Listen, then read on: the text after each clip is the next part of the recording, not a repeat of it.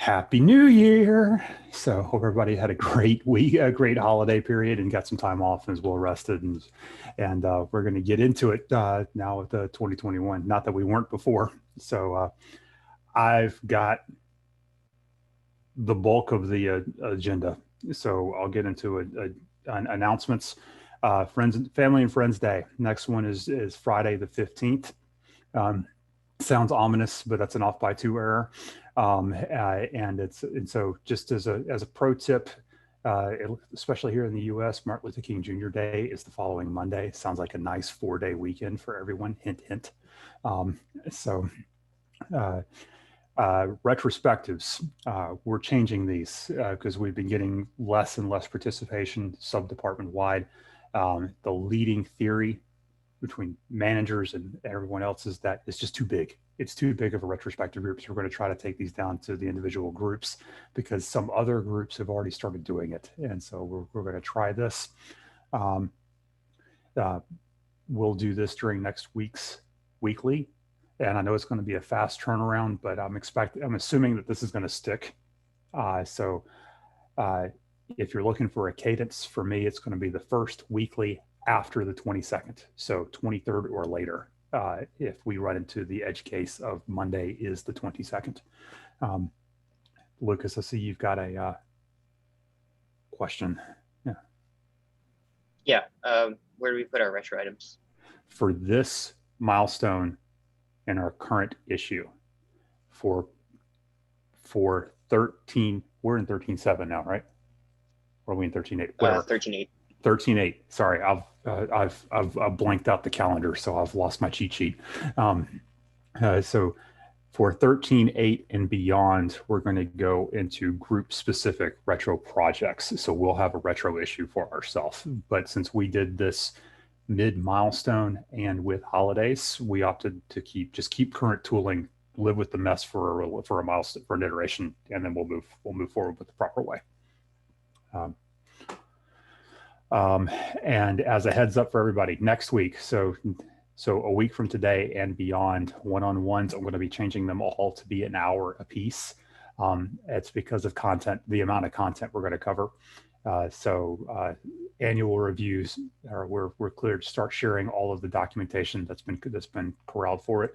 It's not everything is done, but all of the data is allowed to share the results of the calibration sessions and so forth. So that data is coming to you in our one-on-ones next week. And because of the amount of information that was corralled, and I want to make sure you have an opportunity to ask questions about it, we figure we'll just go ahead and make the one-on-ones an hour a piece. And so those are all the announcements. So unless there's any questions on that, I'll jump into the rest. Okay. All right. Happy hour. Everybody seemed to like it. Y'all want to do it? And I heard y'all want to do it again. How frequently would you like to do it? I wrote down monthly, but that's just me. Yeah. Okay. We'll go with monthly. So we'll start February. So we'll do it the first Wednesday of the month, if that works for everybody. And I'll put it on the secure stage calendar as an item to do, and we'll do it monthly. And we could rotate who the host is if people want to do that, or we'll figure it out. Doesn't have to be highly prescribed.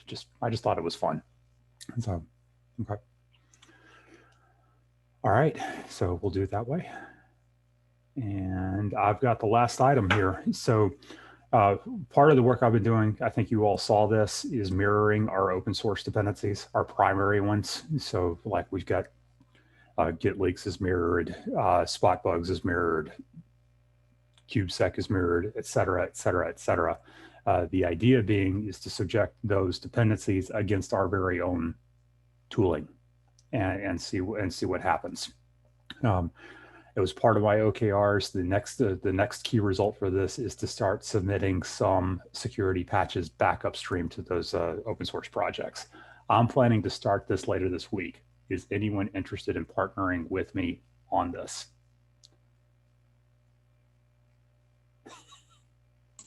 I'd be happy to. Okay. More the merrier. Okay. Calendar invite coming. I'm thinking Thursday. So just because we've got stuff on the calendar for Thursday anyway, might as well go ahead and get adjacent to it, and we'll go from there. Okay. All right. I know everybody's just not getting back, and that's the end of the agenda.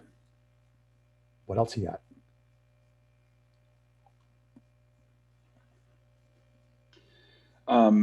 Is Slack back up?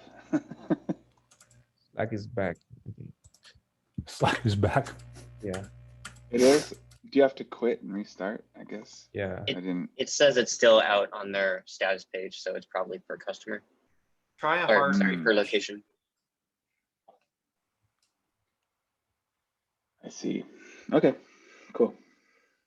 Thank you. If we need to collaborate, backup options can include, we open up a bridge on Zoom and just email it out. Email, old-fashioned email can also be the way. I mean, if we need it. We also have GitLab issues and the ability to contribute through, communicate through comments and mentioning folks. So there are some backup methods. I'm presuming that I am projecting that everyone is like me and is bombarded with a number of emails and to-dos and issues and everything else to go through. So that's predominantly what I'm going to be working on. So that seems appropriate, is to use GitLab itself as a communication tool if you're doing like I am. There's also Zoom, and there's email to all and whatnot about that in the handbook page. So one other thing I'll mention, and I'll put a link in the agenda. I dug deep into the flaw finder issue with codec stuff and have determined that the way they're handling it actually is probably the correct way, but I have some ideas and solutions in the most recent comment in that issue, and I'll post a link to the agenda. But if you're interested in that or have thoughts or other perspectives and whatnot, I'd like to have some unity on our approach. So, And for that, there's also the encoding issue for spot bugs as well. And I don't know if that's completely unrelated or similar, but it'll be good to have some kind of unified approach to how we think about encoding across the different products. I was gonna mention that because yeah, I similarly I dug deep on that, and it seems that it's a the solution that I presented was just like, well, update your Gradle file, and because it's like I'm not really sure if it's a we want to handle it in the analyzer when it can be configured out. So yeah, I can link to that as well in that discussion.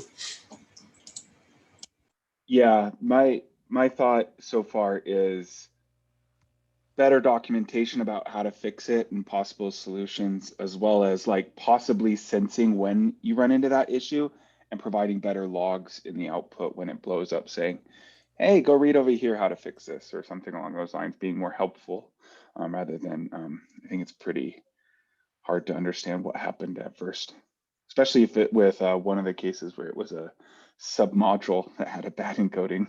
It just kind of died without any response as to why.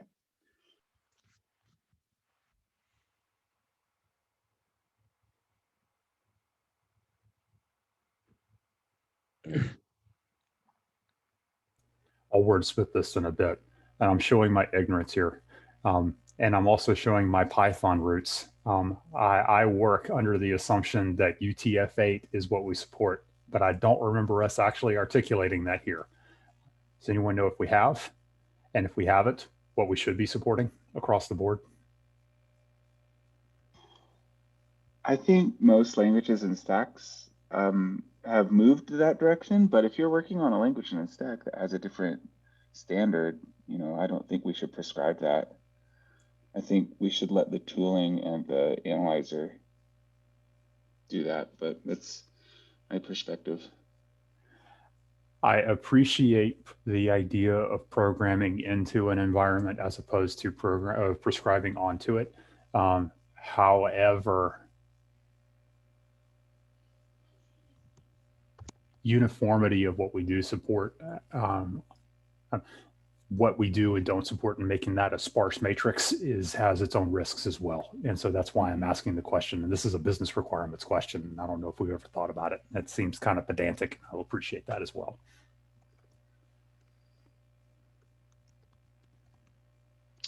Yeah, I don't see an issue off the top of my head. I mean, UTF-8 is,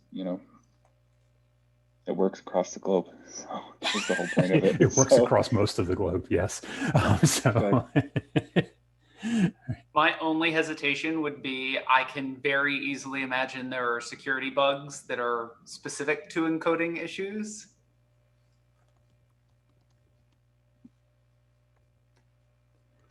Understood.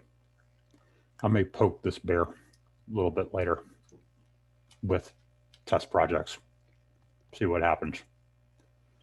I've actually been looking for an excuse to play around with the new vulnerability data that we've got in Sisense. So I can also search that and see if there's any very clearly encoding vulnerabilities that have shown up in our database. Okay.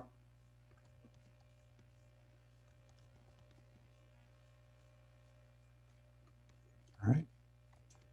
Sakat, looks like you're next. I know you're typing, but. Yeah, so yeah, let me verbalize. So there's a race condition for token revocation. Whenever we found a secret, AWS secret. So we took help from infrastructure team to track why this is happening. This is still happening. So we may need to create another MR to resolve this issue. So yeah. So we also synced up with AWS team about the expected ETA for this resolution. Hopefully, maybe in this week, we may have a solution for this.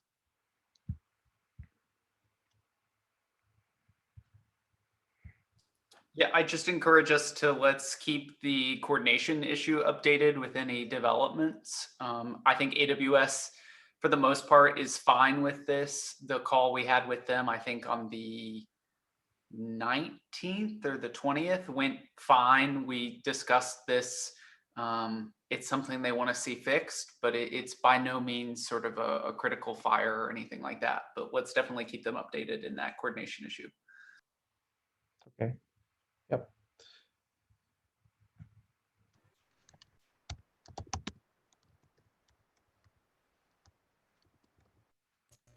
All right, thank you. Anything else?